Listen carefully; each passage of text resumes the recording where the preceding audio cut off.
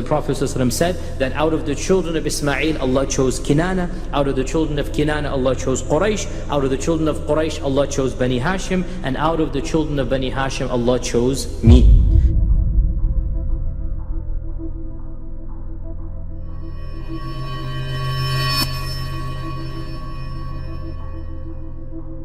Now, if Arabia was so bad, was so evil, why did Allah choose Arabia and the Arabs for the Prophet ﷺ to come in?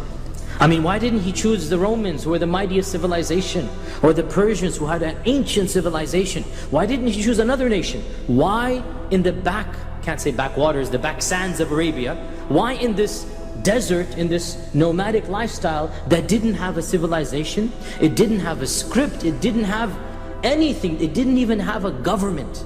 Why did Allah choose this society to send the last prophet? Well, there are many wisdoms that we can derive, that we can glean from choosing these groups of people. First and foremost, the Arabs and Arabia was in between the two major superpowers of the time, and those were the Sassanids and the Byzantine Empire, right? The Eastern Roman, or the Byzantine Empire, and the Sassanid, or the Persians. The Romans and the Persians is simplified. The more correct is the Byzantine and the Sassanids. So Arabia is smack in the middle, or you can say southmost, but it is in between. Wars are taking place right above Arabia, in the Syrian hemisphere or land. Wars are taking place for 400 years between the Byzantines and the Sassanids. Arabia is right there in the middle.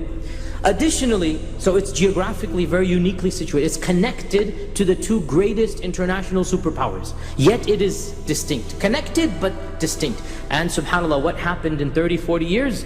Arabia conquered these two superpowers, right? Had Arabia been in China, it would not have been able to conquer these two superpowers. By being connected and yet separate, just on the border. The very first lands of conquest, Allah willed that these two mighty nations be conquered by the Muslims within 20 years, within 30 years after the death of the Prophet ﷺ, in the time of Umar ibn al-Khattab, as you all know. Additionally, the Arabs did not have a history of colonialism or aggressive behavior. Because the Arabs were busy fighting amongst themselves, they never challenged Rome, they never challenged Persia. So when the Arab armies first marched towards Rome and Persia, i.e. after Islam, the Romans and the Persians were laughing. Who are these Bedouins wanting to attack us? And it is said that the Sassanid emperor treated Sa'd and the other Muslim leaders as children. Because, are you gone crazy? Your armies are going to attack us? Go back and we'll give you some gold coins if you want. I mean, don't bother. They treated them like kids because they couldn't believe that a group is coming from Arabia. The Arabs never had a colonialist influence. They never were aggressive to the superpowers. So it was a surprise completely coming out of this land. Another point is that the fact that the Arabs did not have their own unique civilization. Now, what do I mean by civilization? Some people ask me, what do you mean they didn't?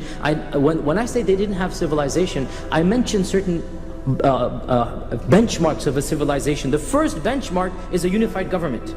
If you don't have a unified government, you don't have law and order in society. I mean, that's the first benchmark of a civilization. You have a unified government. And then another benchmark is literature, arts, architecture. Now, the Arabs did not have literature, they had poetry, which is one step less. They did not have written literature per se, because they didn't have reading and writing, right? Another benchmark is architecture, buildings. The Arabs did not have buildings. They didn't build anything of lasting significance. Whereas the Romans, I mean, to this day, the Hagia Sophia, it was built before the Prophet by 100 years. And it is still a marvel that we go in and we look at. You know, in Istanbul and in Constantinople. And other places, the palaces of Persia, they're still around. Persepolis, outside of Tehran, they're still around. You can go and see them. Magnificent structures. The Arabs at the time didn't have that. That Islam came and made the Arabs the top nation. Before Islam came, the Arabs were considered to be a backward Bedouin nation. And they were like that. And Allah says in the Quran, لَقَدْ أَنزَلْنَا إِلَيْكُمْ كِتَابًا فِيهِ ذِكْرُكُمْ. We have given you a book, in it is your legacy. Your dhikr, your legacy will be through this book. This is in the Quran. That you didn't have a legacy before this book came. Before this book came, you weren't anything. Now when this book comes, لَقَدْ أَنزَلْنَا إِلَيْكُمْ كِتَابًا فِيهِ ذِكْرُكُمْ, this will give you a legacy that people will look up to you by. Right? So this book came and civilized the Arabs. So the fact that the Arabs didn't have this civilization, they didn't have a unified government, they didn't have all of these factors, when Islam came, it made it easier for the Arabs to develop a unique and their own culture and civilization. There was no competition. If Islam had come to the Romans, it would have been very problematic, because they have their entire structure up and running. And for Islam to come there, you have to then fight the status quo. In Arabia, you can say there's somewhat of a vacuum. There is no status quo to fight. So when the Prophet ﷺ unites the Arabs for the first time, the wars that he's undertaking are relatively small. There's no mighty unified government that's attacking him. And this is of the blessings of Allah that He chose Arabia for this. The first time the Arabs were ever united is under the Prophet ﷺ. They were never united before him. He came and he united all the Arabs, all the descendants of Ismail. Before this, they were not united. And so the fact that they didn't have a civilization is in fact a blessing in disguise, because then Islam came and brought that civilization. And a unique Islamic civilization with its own language, its own literature, its own script, its own coinage even, its own everything came. Everything, even its own architectural style. As you know, the Umayyads had their own, the Abbasids had their own, the Andalusi, all of this came. It came because there was a vacuum. And so the Arabs came and they filled that vacuum with Islam, and they then brought forth a new civilization. Another benefit and wisdom of sending the Prophet to Arabia was the fact that, and we referenced this slightly before, because of the internal warfare amongst the Arabs and their relative backward state, the rise of a political entity from Arabia was completely unexpected.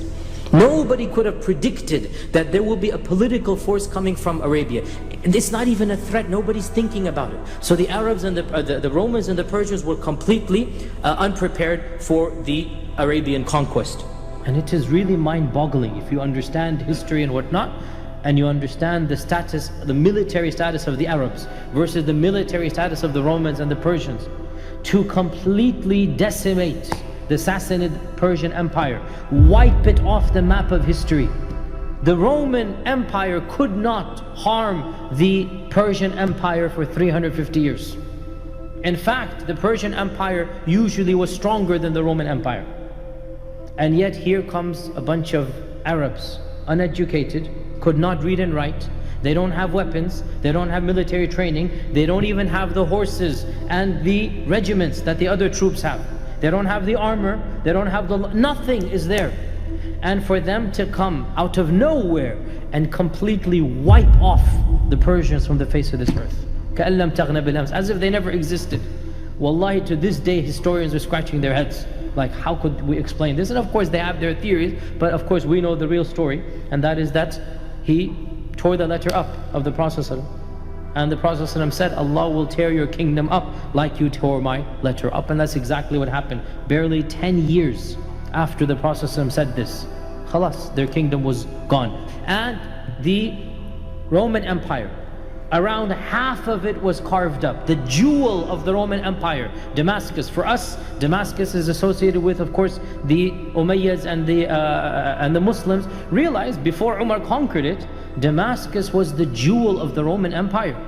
It was on the route of the Silk Road. The Silk Road pretty much ended in Damascus, starting in China all the way to Damascus, and then it moved on to the other lands. This was one of the most important cities of the Roman civilization. And of course, Bilad al-Sham, Jerusalem, all of this. And it was of course in the time of Umar ibn al-Khattab that all of this was conquered. That to this day, the destruction of the Sassanid Empire remains one of the most intriguing historical anomalies of that time. Historians, academics to this day are scratching their heads trying to figure out, how could this have happened? How could a civilization that was at that time more powerful than the Romans even, something the Romans could not do for 300 years. For 300 years, the Romans and the Persians are at each other's throats. And these are both, as we know, superpowers, empires. These are people that have at least 1 million soldiers on each side. These are civilizations that make their own weapons. The Arabs did not make their weapons, they imported them, they bought them. right? These civilizations had their own weapons, their own techniques of war. The Arabs didn't have any of that. Also, another point of benefit is that Mecca was the site of the first house built for the worship of Allah subhanahu wa ta'ala. And it was the place of Ibrahim and Ismail. Therefore, it was most appropriate that Mecca become the place of the first universal religion. Because Islam is the first universal religion. Every other religion that Allah revealed, which is now called Judaism or Christianity, these are revealed religions, they were local. Jesus Christ did not come for all of the world, He came for the children of Israel. We believe that Moses was not sent for all of mankind, he was sent for only the Jews. Yet the Prophet ﷺ was sent for the entire world. So it is befitting that his place be the place where the first house of worship was ever built on earth. We already said 2 weeks ago that Allah says in the Quran, the first house of worship was the one built in Mecca, which became Mecca. This is the first masjid ever built on earth by humanity, by Ibrahim. Yet another benefit of why Allah Azza wa Jal chose the Arabs is that even though the Arabs did not have certain qualities, they had other qualities that made them very good to be receptive to that message. Of those qualities was the purity of spirit. Purity of spirit. They were not polluted by philosophical indoctrinations. They didn't have they were simple people. And being simple has its positives and its negatives, right? And of the positives of being simple is that when truth comes, you accept it more easily. You're not clouded by philosophical baggage, if you like. You don't have lots of weird ideas. You're a simple person, and that's why, generally speaking, even in society, subhanAllah, the first converts are always the sincere, innocent people. This is the first converts, they're always the sincere people.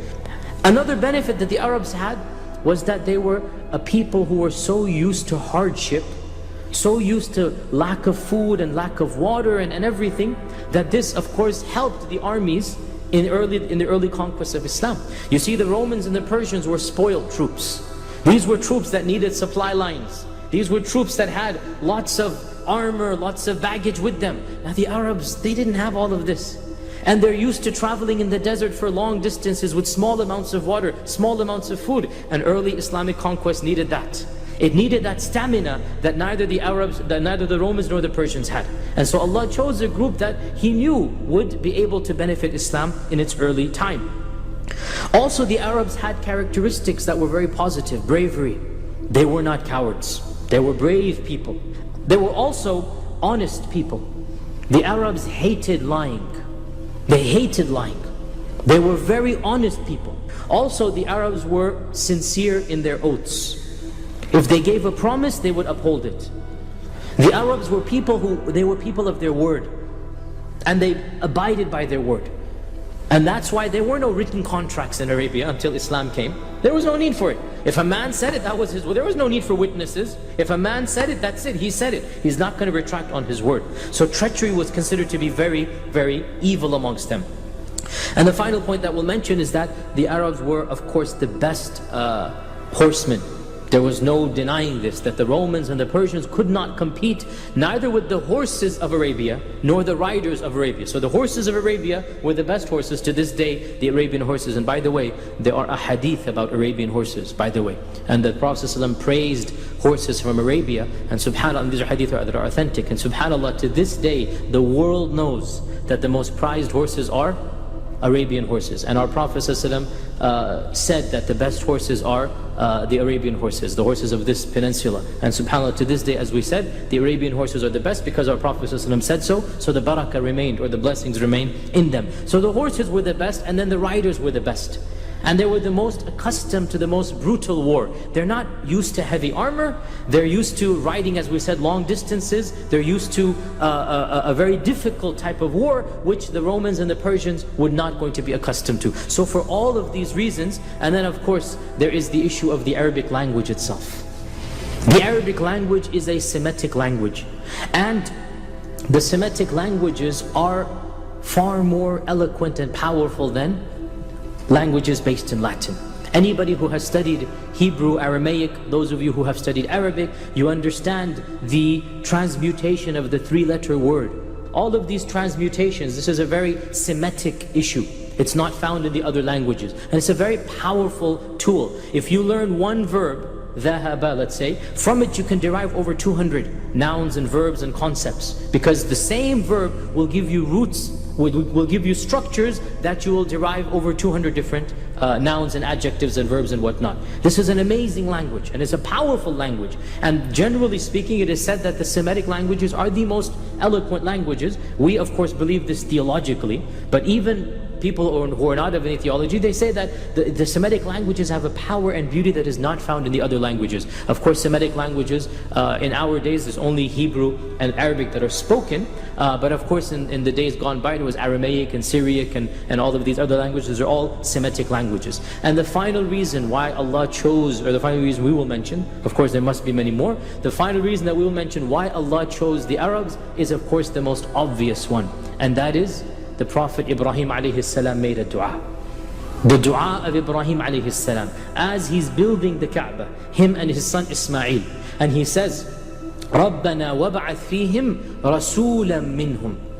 O our Lord, we pray to you that from our progeny you send forth one prophet or messenger, رَسُولًا مِّنْهُمْ, who will come to them and recite to them your signs, your ayat, and will purify them, and will clean them, yuzakkihim, and will teach them the book and wisdom. So Ibrahim and Ismail made a dua that there should be a prophet from their progeny, because he knew that there would be prophets from the other progeny of Ishaq. He knew this because Allah says in the Quran that when Sarah became pregnant, فَبَشَّرْنَاهُ بِإِسْحَاقَ وَمِنْ وَرَاءِ إِسْحَاقَ يَعْقُوب. Even before Ishaq was born. And of course the Old Testament expounds upon this much more. Allah knows if it's true or not, but the Old Testament says that the angels or the God said to Abraham that through this son of yours shall be my covenant. Now we believe there was a covenant through that son for thousands of years, but then it was transferred to the sons of Ismail. So Allah says that when Sarah was pregnant, we will give you Ishaq, and after Ishaq we'll give you another prophet, Yaqub. So he's being told that there's going to be many prophets from Ishaq. And we believe that every single prophet that came after Ibrahim, up until the Prophet Muhammad ﷺ, came from the children of Ishaq.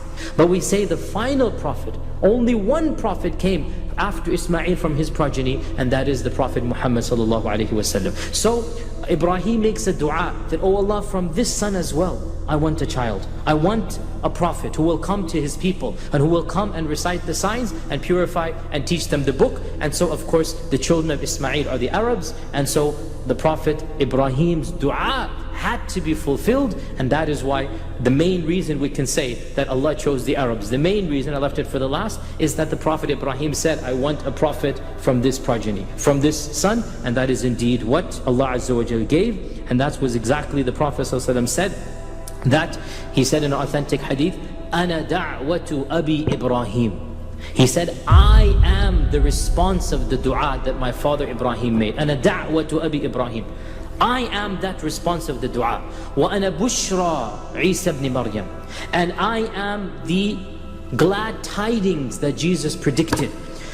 We had already pointed out that the lineage of the Prophet ﷺ was the most noble lineage. We mentioned to the hadith in Sahih Muslim that the Prophet ﷺ said that out of the children of Ismail, Allah chose Kinana. Out of the children of Kinana, Allah chose Quraysh. Out of the children of Quraysh, Allah chose Bani Hashim. And out of the children of Bani Hashim, Allah chose me. And so this means that the Prophet ﷺ was chosen from the most noble of all lineages, and we firmly believe that there is no lineage more noble than his lineage.